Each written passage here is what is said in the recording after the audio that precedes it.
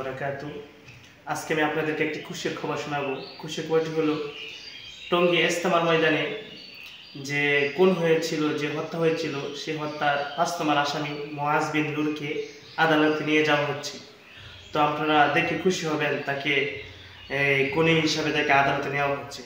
তো আপনারা অবশ্যই ভিডিওটি দেখেন, দেখলে বুঝতে পারবেন তাকে কিভাবে আদালতে নেওয়া হচ্ছে।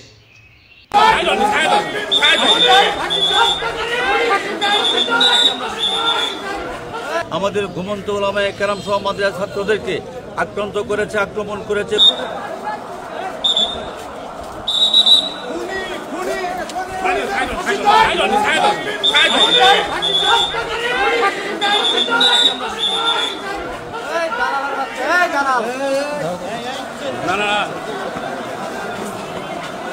সালের 1 ডিসেম্বর আমাদের টঙ্গীর ময়দানে আমাদের ঘুমন্ত ওলামায়ে কেরাম সহ মাদ্রাসা ছাত্রদেরকে আক্রান্ত করেছে, আক্রমণ করেছে, খুন করেছে, হত্যা করেছে।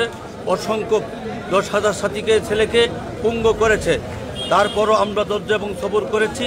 এবার দেখা গেছে 2024 সালে এসেও আমাদেরকে অল্প সাথীর মধ্যে হামলা করে ঘুমন্ত 4:30টার সময় তারা কয়েকজনকে হত্যা করেছে এবং তারা আমাদের অনেককে আহত করেছে। বিদায় আমরা বাংলাদেশ সরকারের কাছে, বর্তমান অন্তর্বর্তীকালীন সরকারের কাছে, প্রশাসনের কাছে এই সাতপন্থী খুনিদের এবং ভারতের দালালদের সর্বোচ্চ শাস্তি সাধিত হয়েছি। গত 18 তারিখে আমাদের যে 4 জন সাথীকে শহীদ করা হয়েছে এবং অসংখ্য সাথীকে আহত করা হয়েছে, সেই সন্ত্রাসী খুনিদের মধ্যে একজন হলো মুআজ বিন নূর। আজকে তাকে কোর্টে উঠানো হবে। আমরা সকলে একই দাবি নিয়ে উপস্থিত হয়েছি। আমরা মুআজ বিন নূরের ফাঁসি চাই। সারা বাংলাদেশ থেকে একই আওয়াজ আসছে, আমরা ফাঁসি চাই। যতক্ষণ না পর্যন্ত তাকে ফাঁসি না দেওয়া হবে ততদিন পর্যন্ত আমাদের আন্দোলন অব্যাহত থাকবে। তো অবশ্যই আপনারা দেখেছেন যে তাকে কিভাবে আদালতে নেওয়া হচ্ছে। তো তার কি বিচার হওয়া উচিত আপনারা অবশ্যই কমেন্ট বক্সে বলে যাবেন।